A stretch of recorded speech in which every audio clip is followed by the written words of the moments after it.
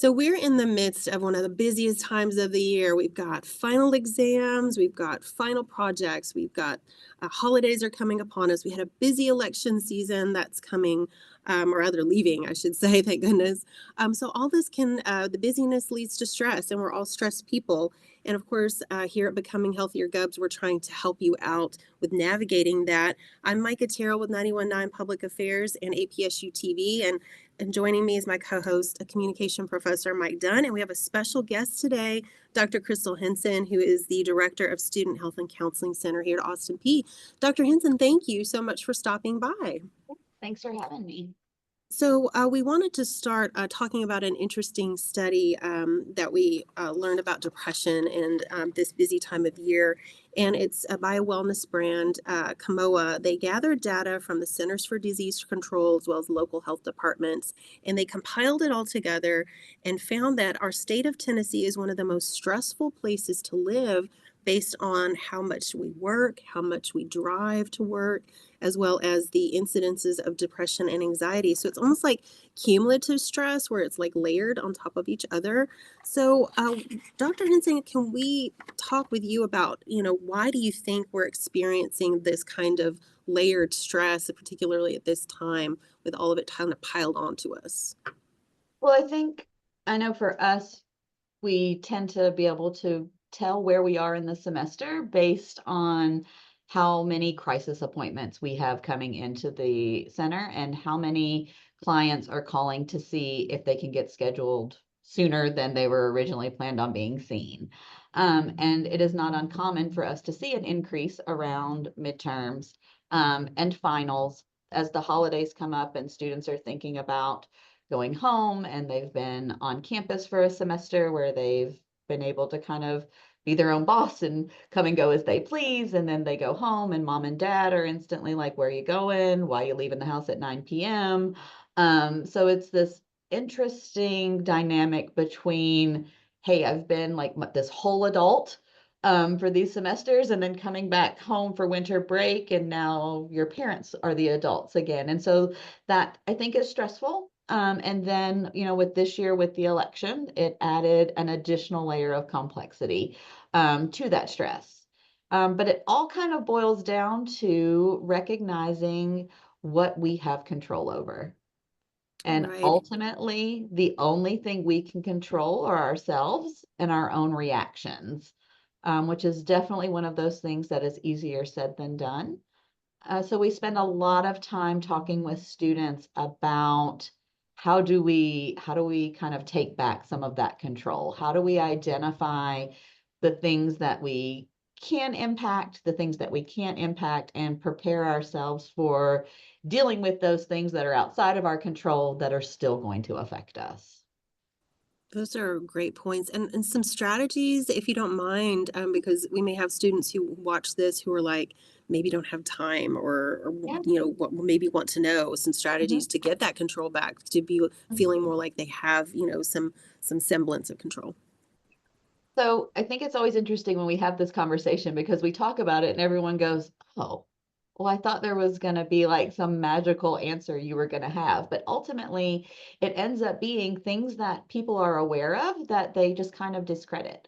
So, first and foremost, we got to breathe, right? And breathing is one of those really weird things where we all do it all day, every day, right? Because if you stop breathing, then we have a whole different scenario to deal with. Um, but when you think about breathing, that's when it becomes complicated, right? So probably just in me mentioning thinking about breathing, you may notice you have taken some deeper breaths. Maybe you're kind of holding your breath. Now that you're more aware of your breath, it suddenly becomes not so automatic. So making sure that we are taking those times to breathe. One of the things that is nice about that is you can breathe anywhere, anytime, no matter what you're doing. We actually prefer multitasking in regards to breathing, right? Definitely. So it is making sure that you're just taking that time to take some deep breaths. When you just start feeling a little kind of out of control, or you just start noticing, like, I'm just starting to feel a little off. Maybe you feel certain emotions coming or going. to remind yourself in those moments to just stop and take 3 really deep breaths.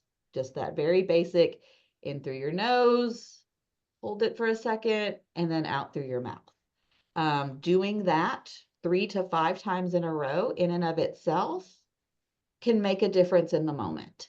So that's one of the first things that we will do with students when they come in and they are just feeling out of control is we just take a few minutes at the beginning to just kind of breathe and recognize that we are 2 human beings in a room together and we can't solve the problems of the world, but we can help come up with a plan to get you through it.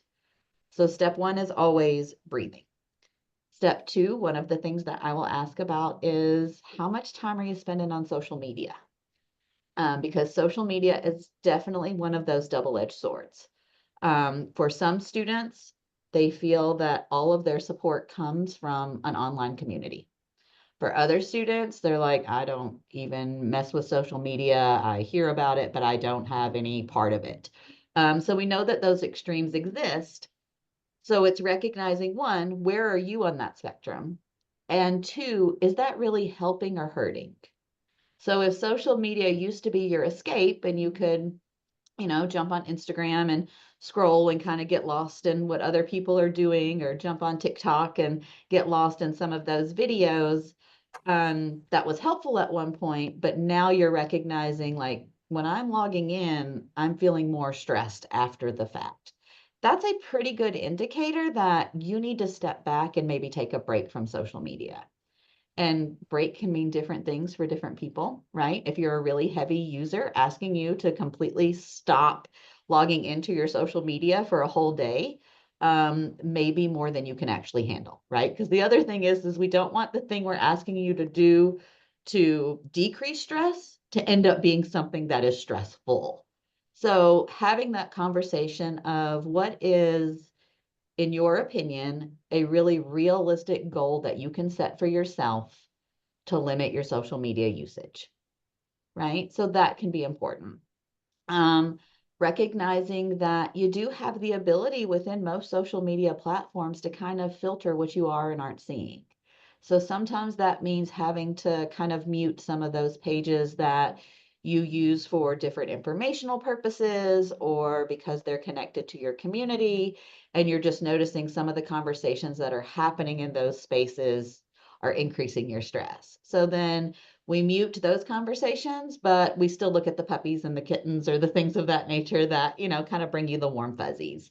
And identifying what are those things, right? And if I have to, I feel like the only thing that makes my day complete is being able to log into some sort of platform and watch some videos, then I'm very specific about what I'm looking for. Like, I only want to see funny cat videos, right? I only want to see piles of puppies, whatever kind of that thing is, and recognizing and committing to it and telling someone else you're going to do that, right? Because we tend to hold ourselves a little bit more accountable when we know that someone else knows that we've set this goal.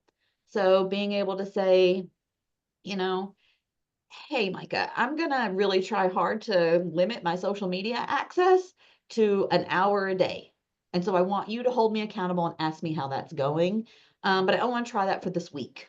So when you see me any day this week, just ask me how that's going, right? So then I've invited you to hold me accountable so that it's not you being like, oh, I heard you say you might do this. Are you really doing it, right? Because then that can be stressful. So it's really finding that balance between what is being helpful to me and at what point does it kind of push me over into that was meant to be helpful, but instead I'm feeling a lot worse. And also being aware of what your coping skills are. And that's going to look different for everybody. Um, for some people, their coping skills are, I want to go to the gym and I want to work out really, really hard. For other people, their coping skills are, I need to take a walk in nature. I need to read a book. I need to take a shower. I need to go shopping. There's a whole plethora of coping skills that people utilize based on kind of what works for you. So taking a moment to really tap into that and think, what coping skills have worked in the past that maybe I'm not utilizing anymore? Because That's the other thing as humans. We're really good about doing something in the moment. And then when we don't need it anymore, we're like, oh, we'll just file that away over here. And we forget that it existed. And so that reminder of let's talk about a time when you were really stressed in the past and how you got through that, and maybe implementing some of those coping skills. There's also that validation that there have been times in the past where things felt really bad and hopeless and stressful, and you were able to come out on the other side of it okay. So kind of reiterating some of that. And then making sure that you're utilizing your support system. And if you don't feel like you have a support system, that we're starting to think about how can you build a support system, because we're not meant to do this all on our own with no help. Humans are one of the hardest things that, we're not really interested in asking for help, but boy, do we all need it more often than we're willing to admit. So just again, having that validation of I don't have to have all the answers. I'm allowed to have good days and bad days, but having a plan for how you are going to support yourself on those good days and those bad days can really make a huge difference. And definitely the plan part. I think that's again a lot. And I know Mike, you have younger students like I do. Have a lot of freshmen. The unique challenges of the age of just coming out of high school and just like you mentioned the whole control thing too with hey I'm independent and now I got my parents here again, like that age group though, the 18-19, they're still really kind of learning, as you mentioned, the coping and all of those things. So unique challenges of that age group. Mike, I know you're checking in with your people and saying, "Hey, how's it going?" Yeah, it's yeah, Dr. Henson, what when you do the therapy or the sessions with students, how do you how do you encourage them to maybe connect to a group or connect to accountability partners? I think a lot of times I know I'll have students in class who will look to other students and say, "Hey, you weren't here, you weren't here." But Yeah. how do you encourage them to connect with other students in order for accountability? Mhm. And I think some of it just comes down to having conversations about what they're willing to do, right? And recognizing that even in those sessions, the only person I have control over is me, and that therapy or even crisis sessions aren't about coming in and having the therapist or counselor, quote unquote, solve all your problems, right? We're not advice givers. We don't have any magic. We can't make everything go away. But sometimes just coming in and having a place to just kind of dump all of that, to just leave all of those thoughts that have been running through your brain 90 miles a minute for the past couple days. And so a lot of times we ask, what have you tried? What are you willing to do? And then let's talk about what that looks like. And then, if they're like, I don't have a clue. I don't know where to go. Like I don't live on campus, so I commute. I go directly to my classes. In between classes, I go, and find a spot alone where I study. And we see that, students really aren't making a lot of connections on campus, which in and of itself can feel lonely. And we know that loneliness is something that college students often report is very high on their list of concerns. So then we just kind of start brainstorming. What type of things do you like? Right? Are there some groups on campus that we might be able to get you plugged into just because you have similar likes or interests? Or is there something that you don't know you necessarily like, but you just have a curiosity about? Right? So, yeah, no, I've never done karate. But maybe the karate club isn't exactly where I'm going to end up, but going to a meeting to meet some people and learn more about the karate club, is a potential link to finding a set of students. Talking about, we have a lot of conversations about small children. And, when we were kids and you're on the playground, the adult that's with you sees another kid in the sandbox and they're like, Mike, go ask him what his name is and if he wants to be your friend or if you guys can play together. And we don't do that as adults, right? There's not anyone saying, oh, go over there and say hi and introduce yourself. but that's exactly how we meet people, right? You're in a room, you don't know anybody. At some point, you make eye contact with somebody. You're like, oh, we've shared a moment. We're both in this space together. And then when there's a break, you realize, oh, you kind of gravitate over towards that person because even though you've never spoken to them, they're at least a little bit more familiar than what felt like the room full of strangers. So really encouraging people to be willing to put themselves out there, but doing it in small ways. Like maybe I don't run up to you day one and say, Mike, I'm Crystal. It's nice to meet you. You want to go see a movie tonight? Like that might be a little much for some students, but Mike, it's nice to meet you. Man, this has been a crazy week for me. Has your week been crazy? Right. So just finding something, like I'm not going to say, Mike, what do you think about the election? Right. So, so I want to make sure that that initial connection is just something lighthearted, just something to give us the ability to start a potential relationship. And reminding them that we've been doing this for a lot of our lives. And just at some point, there was this arbitrary decision made that as an adult, people just hand you friends, and if you didn't have any before now, well, then you're just going to be alone. And that's not the case, and it's not the truth. So just reiterating that, yes, it's uncomfortable. And I don't know anybody who enjoys kind of putting themselves out there like that. And, because I could go up to Mike and be like, hey, Mike, how are you? And he's like, not talking to you, and just walks away, right? It's an option. And in our own heads, we typically go to worst case scenario. So then one of the other things that we will often remind people is we spend a whole lot of time thinking about what other people think about us. And the truth of the matter is, other people are too worried about what we think about them to be thinking about us. Um, It's and true. and Yeah. just reiterating that we are all human beings and that we all have the same basic emotions. Some of us show them differently than others. Some of us are more comfortable talking about them than others, but it doesn't mean they don't exist. And really trying to remind people that we do have more commonalities than we do differences. And when there are commonalities, you can build. Dr. Hinton, that brings me, and I teach interpersonal, so we talk a lot about empathy. Tell me, how do you build empathy maybe in a therapy session for students who feel like they don't have anyone? How do you use maybe empathy building to help them see? Same kind of thing. So again, we really just start with setting basic expectations. Because I think a lot of times whenever we hear words like empathy, that means I need to 100% join with you. I need to feel all of your feels.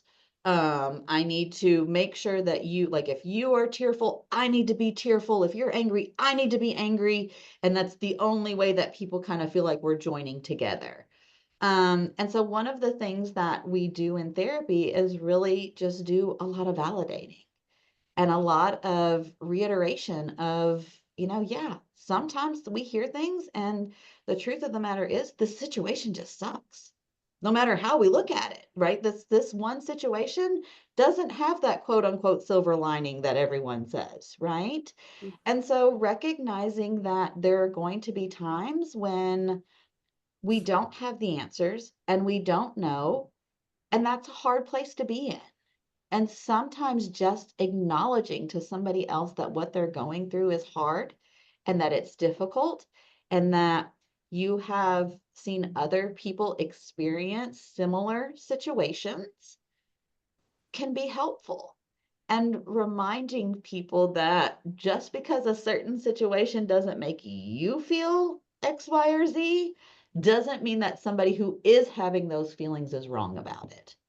And just reminding them that that empathy doesn't mean, right, it's not sympathy. It's not, oh, that's so bad, I feel so awful for you. Sorry, I was still for too long.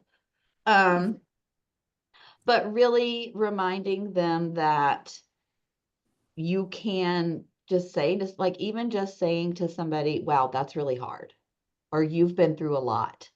For some individuals, they've never had anybody that they've shared with that has provided that response. And so showing up, asking questions, like hearing that you guys are checking in with your students, makes my therapist heart so happy because really and truly, there is no therapy magic. It's just being willing to ask, hey, how are you? And not the we're passing on the sidewalk and I see you and I'm like, hey, Mike, how are you? Hey, Micah, how are you? And you're like, oh, we're good. How Right. are you? And we're still walking and I'm not Mhm. even next And to you it's anymore. And I'm like, oh, yeah, I'm fine. So not that, but that real, like, no, how are you really? How are you doing? Again, this week has been really stressful. How you hanging in there? mm, Um, and so asking the question, but asking the question with sincerity and being willing to have a conversation about the response. yeah, it's so important, and I think there's students need that. They need that connection, and it's so, I mean, and I mentioned, I know the younger, but I think it's everybody. We all we all need that We are connection. all This, human. we're all just like roar. And so you mentioned some ideas on how faculty and staff can help support the students Mhm. with the check-ins. Some other ideas, like what are other ways that we can make the time, maybe making time. What are some other thoughts, Dr. Henson, So that we like could like do? in my perfect world where I get to create and decide exactly how we're going to Yeah. promote health and wellness on our campus, oh, I've got plenty of ideas. Yeah. But I think one, first and foremost, being, like you said, being willing to have conversations with your students. And I think a lot of times with faculty and staff, sometimes they get nervous because I'm afraid what they might say. I'm not a trained counselor or a trained therapist. Maybe I've got my own stuff going on and I don't really think I can handle hearing anybody else's stuff. So recognizing that you can ask somebody how they're doing and they can provide you with information, some more than others, right? And being able to say, I hear you, that's hard. Let me provide you with some resources and making sure that, then you say, well, have you tried, talking to a counselor at the art building? Have you connected with, um, student affairs in that you've talked with our care coordinator, case manager about some of the issues you've been having with attending class and helping them facilitate that conversation with your faculty members. So making sure that they're exposed to the resources, and then also the big piece that really makes a huge difference is following up. The next time you see them saying, hey, were you able to do any of those things? How are we doing now? Because that is the part that really is kind of the hook, line, and sinker of I am invested in you as a person, as a student, as a human being. Not only do I want to provide you this resource, but I want you to know I didn't give you these resources so that it kind of became somebody else's problem. I gave you this resources because I want you to have help. And also, I want to know, was that helpful? So that follow-up piece is huge. I would love to see a blurb on syllabus, on any of the syllabi about the importance of mental health and resources on campus. I would love for students to be able to have a mental health day where I don't have to tell you here nor there about why I'm not going to be in class. But I'm just not going to be in class, and pending not on exam days or, where you have the one speaker you guys have been talking about for the whole semester, and maybe that's not the best day for it, but recognizing that, hey, you know what? Sometimes, even as an adult, I can take a sick day because I'm just sick of doing that today and I'm going to do something different. And no one questions me about that. And I don't have to explain that. And my colleagues will encourage that, right? Take a day. You've been working really hard. So recognizing that that is also important for our students, right? Because I think sometimes we have higher expectations for our students than we do for each other. And that is where kind of things can get tricky. And I think that's a lot of time where the disconnect between students and faculty and staff come in, because we do want students to be accountable and we want to make sure that we are kind of preparing them for the quote unquote real world where you're going to have a job and you're not going to be able to just not show up or whatever the case may be. But the truth is there are days when we don't have to show up, and allowing that as part of it, and just kind of normalizing having these conversations on campus, right? If it is a common occurrence that when somebody says, "Hey, how are you?" they really want to know how I am. And if I'm not doing great, they can provide me with, some words of encouragement or resources or whatever is kind of needed in that moment. And then later they say, "Hey, how'd that work out for you?" And we're able to create that community on campus. I think we will see an increase in mood and a decrease in stress across all of us, faculty, staff, and students alike. Definitely. And in case you're just tuning in, well, obviously you have this on the radio. This is Becoming Healthier Govs, our health and wellness podcast here at Austin Peay's Communication Department. And we're speaking with Dr. Crystal Henson. She is the director of the Student and Health and Counseling Center. And so, Dr. Henson, great advice for faculty on how they can help. Now, if students are not able to come in person to the ARD to go have a talk with a counselor, what are other ways they can do things maybe virtually? So we typically do not provide virtual options unless there is some sort of medical need for it. So if we have somebody who is just unable to come, if they are a fully online student and they are never on campus, then we can provide some virtual options. But ultimately, what we prefer is to do those face-to-face contacts. And that's for a couple different reasons. One, I think, we've all learned to live in these little squares of Zoom where humans are just shoulders up. So I think there is a little bit to be said about having both of you in the same room, kind of sharing the same space. So I think that can be helpful. The other thing is too, you mentioned increases in depression and things of that nature and anxiety.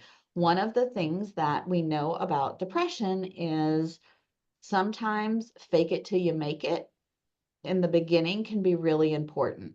So I don't want somebody who, say, lives on campus logging into a Zoom session with their counselor because they are just feeling so down they can't get out of bed, right? I want to encourage them to at least, like, you can show up in your PJs without brushing your teeth, your hair, you can still have bedhead.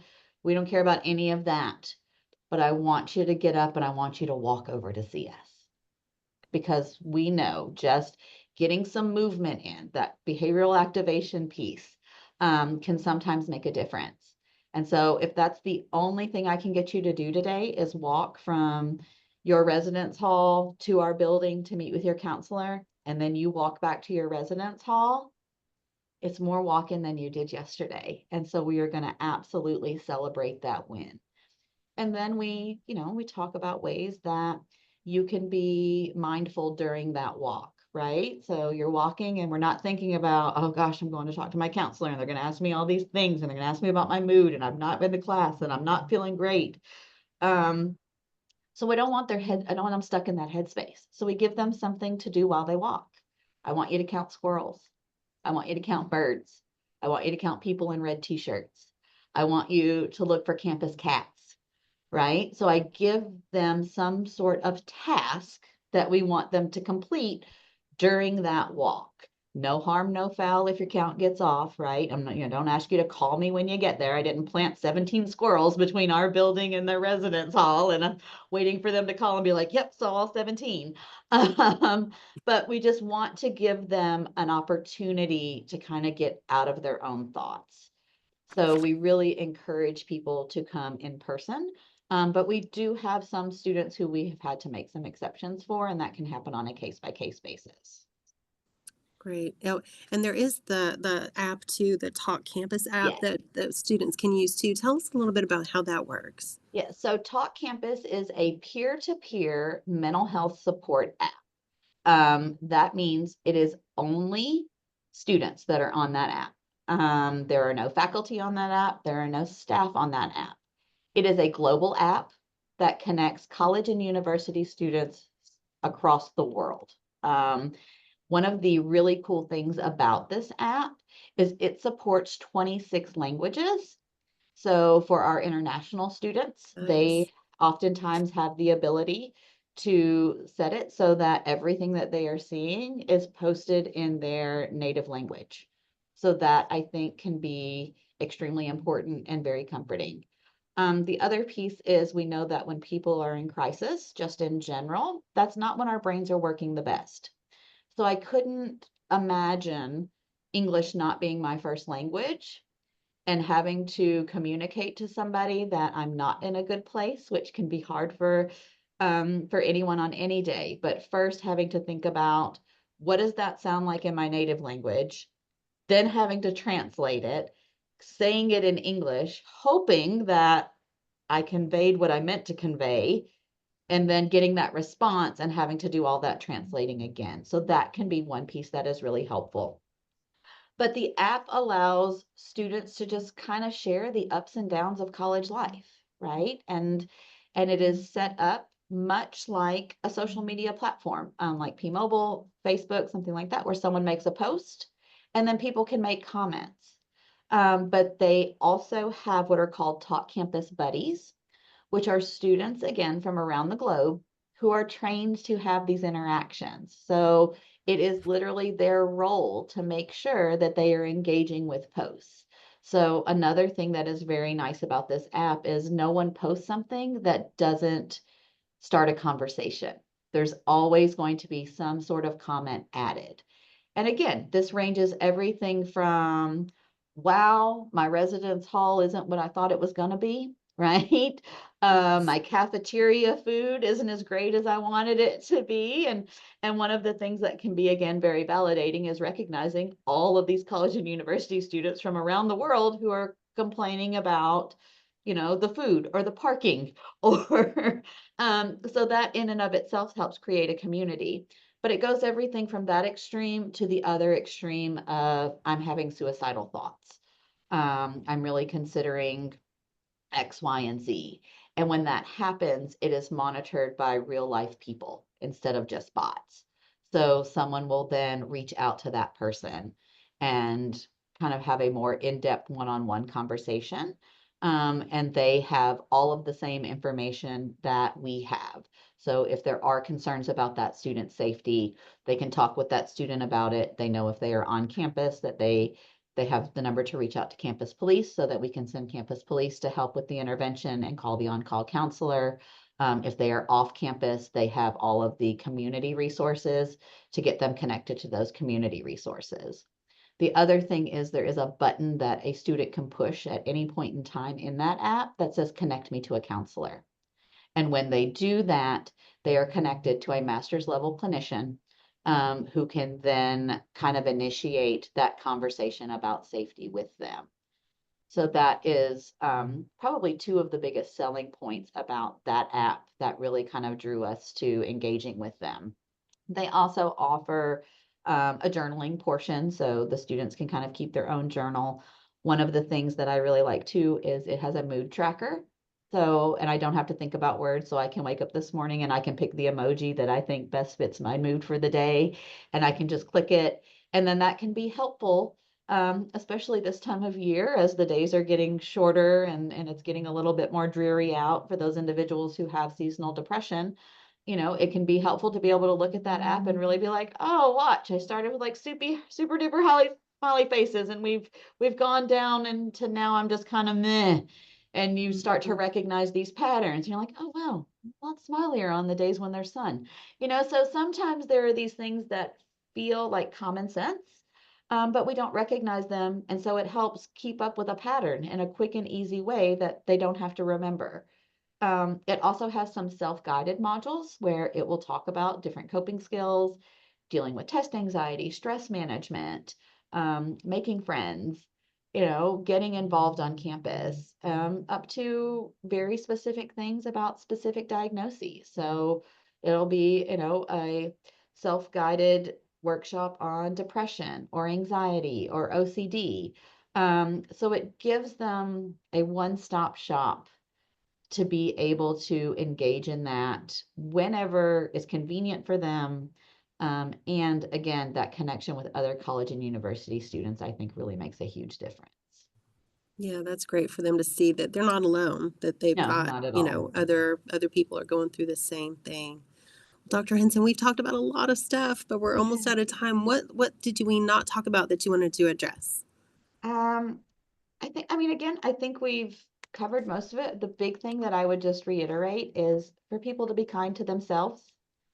We always tend to have much higher expectations for ourselves than we do others.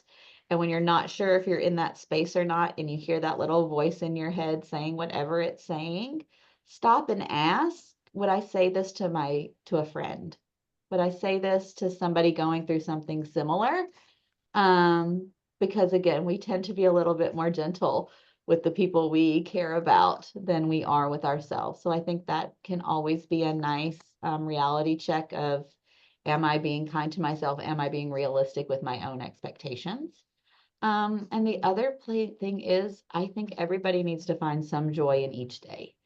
And that joy can be a very small thing. Like I said, it can be watching, a puppy video, a cat video, drinking your favorite drink, eating your favorite food, taking a walk, really making sure that you are finding 5 minutes of joy in every day, even on the days that don't feel like they can be joyful.